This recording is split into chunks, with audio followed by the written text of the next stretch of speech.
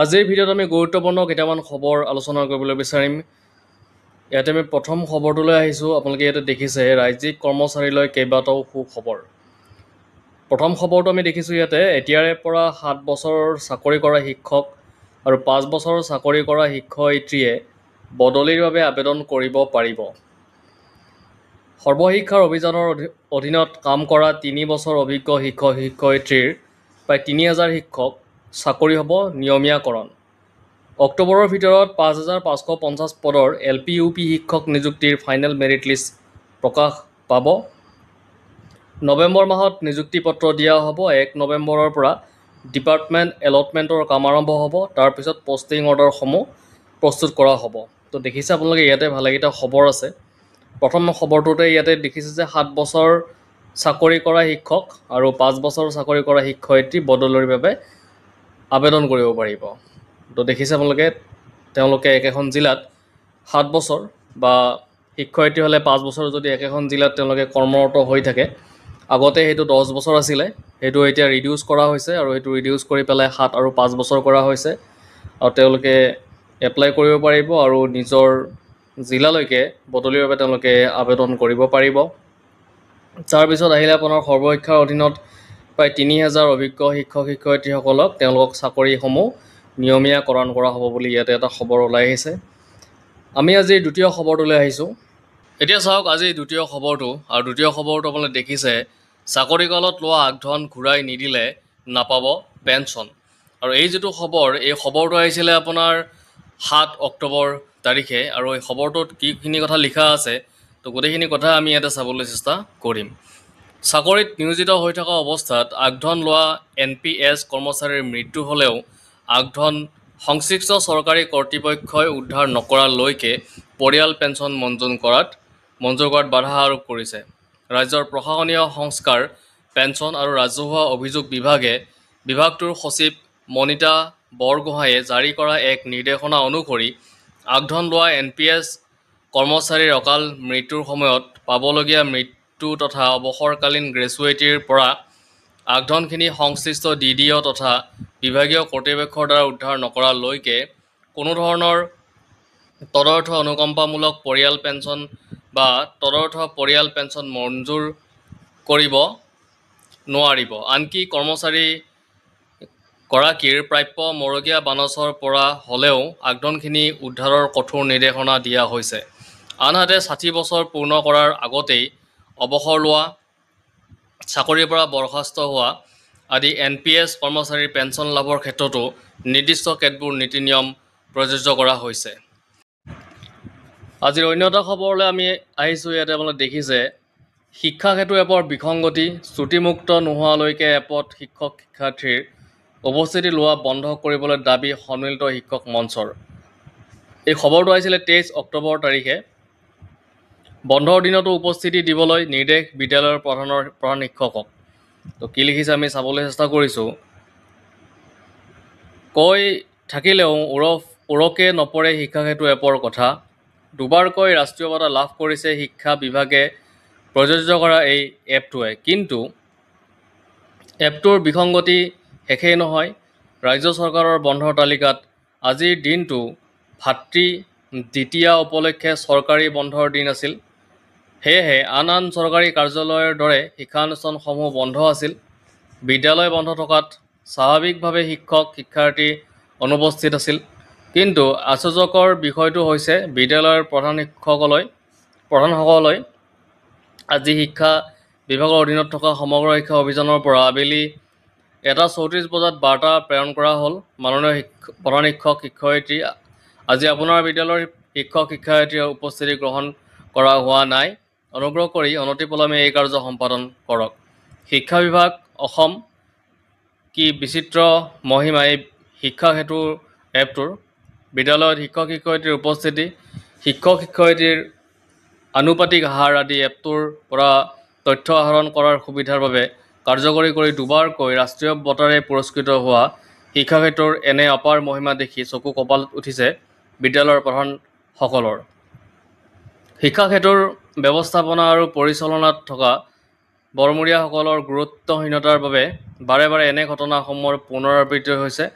উল্লেখযোগ্য যে ইয়াৰ পূৰ্বেও যোৱা 15 আগষ্টত শ্ৰীমন্ত শংকৰদেৱৰ তিৰুভাৱ তিথি উপলক্ষে ৰাজ্য চৰকাৰৰ বন্ধৰ দিন আছিল যদিও আজিৰ দৰে সেইদিনাও ৰাজ্যৰ শিক্ষা বিভাগে শিক্ষা সেতু এপত উপস্থিতি দিবলৈ নিৰ্দেশ দিছিল।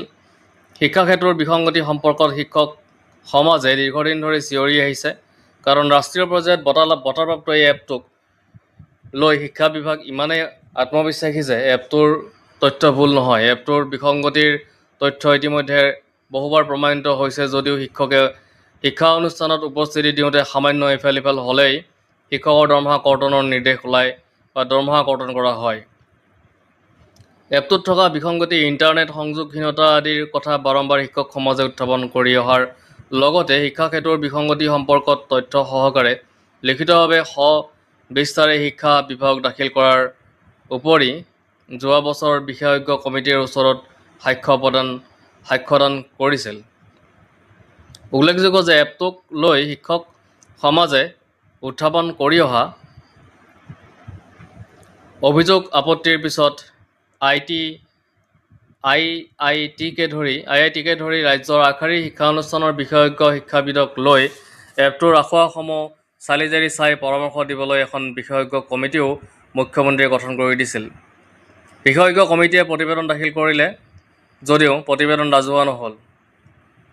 সদৌ অসম সন্মিলিত শিক্ষক মঞ্চই পুনৰ দাবী জনাইছে যে যেতিয়ালৈকে শিক্ষা সেতু এপত ছুটিমুক্ত নহয় তেতিয়ালৈকে শিক্ষা সেতু এপক শিক্ষক-শিক্ষয়িত্ৰীৰ উপস্থিতি লোৱা ব্যৱস্থা বন্ধ কৰিব লাগে, ৰাজহুৱা কৰিব লাগে। মুখ্যমন্ত্ৰীয়ে গঠন কৰি দিয়া শিক্ষা সেতু এপৰ বিসংগতি নিৰাময়ৰ বাবে গঠন কৰা 4জনীয়া বিশেষজ্ঞ সমিতিৰ প্ৰতিবেদন। অন্যথা এনেবোৰ ভুলৰ পুনৰাবৃত্তি হৈয়ে থাকিব বুলি এক প্ৰেছ বিবৃতিযোগে প্ৰতিক্ৰিয়া প্ৰকাশ কৰে সদৌ অসম সন্মিলিত শিক্ষক মঞ্চৰ মুখ্য সভাপতি ৰঞ্জিত বৰঠাকুৰ আৰু মুখ্য সম্পাদক উৎপল চক্ৰৱৰ্তীয়ে। আমি আহিছোঁ আজিৰ ভিতৰৰ শেষৰটো খবৰলৈকে, আৰু ইয়াতে NPS শিক্ষক কৰ্মচাৰীৰ সভা। ভিডিঅ'টো আগবঢ়াৰ আগতে এটা সৰু অনুৰোধ থাকিলে আপোনালোকৰ, যদি চেনেল নতুনকৈ আহিছে চেনেলটো ছাবস্ক্ৰাইব কৰি ৰাখিব এনেকুৱা ধৰণৰ খবৰবিলাক পাই থাকিবৰ কাৰণে। আৰু এই খবৰটো 21 অক্টোবৰ তাৰিখে আহিছিলে। ইয়াতে চাওক কি লিখিছে। শিৱসাগৰ জিলাৰ উচ্চ শিক্ষা অনুষ্ঠান বীৰ লাচিত বৰফুকন বিদ্যালয়ত অবিভক্ত শিৱসাগৰ জিলা NPS শিক্ষক কৰ্মচাৰী ঐক্য মঞ্চৰ এখনি সভা অনুষ্ঠিত হয়। মঞ্চৰ জিলা সমিতিৰ সম্পাদিকা বন্দনা বৰাই উদ্দেশ্যে ব্যাখ্যা কৰা সভাৰ সভাপতিত্ব কৰে সমিতিৰ সভাপতি ডক্টৰ সীমান্ত বৰুৱাই। সভাৰ আৰম্ভণিতে অসমৰ হিয়াৰ আমঠু সদ্যপ্ৰয়াত শিল্পী জুবিন গাৰ্গৰ প্ৰতিচ্ছবিৰ পুষ্পাঞ্জলি অৰ্পণ কৰে সুবসিনী উচ্চ মাধ্যমিক বিদ্যালয়ৰ প্ৰধান শিক্ষয়িত্ৰী বিনু গোহাঁয়ে। অবিভক্ত শিৱসাগৰ জিলাৰ শিক্ষকৰ হৈ অৱসৰপ্ৰাপ্ত শিক্ষক তৰুণ চন্দ্ৰ নাথে কেনেদৰে শিক্ষকৰ চাকৰিকৰণ আৰু অৱসৰ গ্ৰহণৰ পিছত প্ৰাপ্য অধিকাৰৰ পৰা বঞ্চিত কৰি NPSৰ যোগে চৰকাৰে পেঞ্চন ব্যৱস্থা কৰিছে সেই সম্পৰ্কে বিতংকৈ ব্যাখ্যা আগবঢ়ায়। সভাত অৱসৰপ্ৰাপ্ত প্ৰধান শিক্ষক জগত বৰঠাকুৰে জীৱনৰ 33টা বছৰ বিনামূলীয়া শিক্ষাদান কৰি এখন উচ্চ মাধ্যমিক বিদ্যালয়ৰ প্ৰধান শিক্ষক হৈ মাত্ৰ 3 মাহ চৰকাৰী বেতনভোগী শিক্ষকতা কৰি অৱসৰ লোৱাৰ পাছত 2013 চনৰ পৰা বৰ্তমানলৈকে একো চৰকাৰী অনুদান পোৱা নাই বুলি আক্ষেপ কৰে। তেখেতে অঞ্চলটোৰ বহু ছাত্ৰ-ছাত্ৰীক ডাক্তৰ, ইঞ্জিনিয়াৰ, অধ্যাপক হিচাপে গঢ়ি তুলিছিল যদিও অৰ্থৰ অভাৱত নিজৰ সন্তানক উচ্চ শিক্ষা দিব নোৱাৰি এতিয়া বজাৰত চাইকেল লৈ তামোল পাণ বিক্ৰী কৰিয়ে জীৱন নিৰ্বাহ কৰিছে বুলি ক্ষোভেৰে উল্লেখ কৰে। পানীবিল উচ্চ মাধ্যমিক বিদ্যালয়ৰ প্ৰধান শিক্ষক ভৱেশ বৰগোহাঁয়ে ঐক্য মঞ্চই চৰকাৰৰ ওচৰত NPS আৰু UPSৰ পৰিৱৰ্তে OPS দিব লাগে বুলি উল্লেখ কৰে। শিক্ষক দিনমণি ভূঞা, প্ৰশান্ত বৰা NPSৰ বিৰূপ প্ৰভাৱৰ সম্পৰ্কে ব্যাখ্যা কৰে। অধ্যাপক ধ্ৰুৱজ্যোতি বৰঠাকুৰে চৰকাৰী নীতি নিৰ্দেশনাৰ যোগেদি চৰকাৰৰ ওচৰত আবেদন কৰিব লাগে বুলি উল্লেখ কৰে। শিক্ষক ঐক্য মঞ্চৰ কাৰ্যকৰী সভাপতি ইয়াকুব আলীয়ে সকলো NPS শিক্ষক কৰ্মচাৰী একগোট হৈ এখন সংগ্ৰাম আগবঢ়াই নিবলৈ আহ্বান জনায়। শিক্ষক মানিক চেতিয়া আৰু নৃপেন্দ্ৰনাথ শৰ্মাই 2013 আৰু 2021 চনত চাকৰিকৰণ হোৱা সমূহ শিক্ষক-শিক্ষয়িত্ৰীক পুৰণি পেঞ্চন নীতিৰ আওতালৈ নিবলৈ চৰকাৰৰ ওচৰত দাবী জনায়। সভাৰ শেষত শলাগৰ শৰাই আগবঢ়াই সম্পাদিকা বন্দনা বৰাই।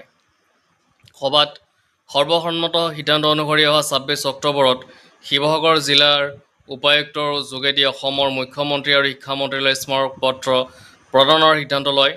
সামাজিক মাধ্যমত সকলো NPS শিক্ষক কৰ্মচাৰীক জাষ্টিছ ফৰ NPS লিখিবলৈ আহ্বান জনাই শতাধিক শিক্ষক শিক্ষয়িত্ৰী, অধ্যাপক অধ্যাপিকা আৰু কৰ্মচাৰী উপস্থিত হৈ থকা সভাখন অসম সংগীতেৰে সামৰণি পৰে।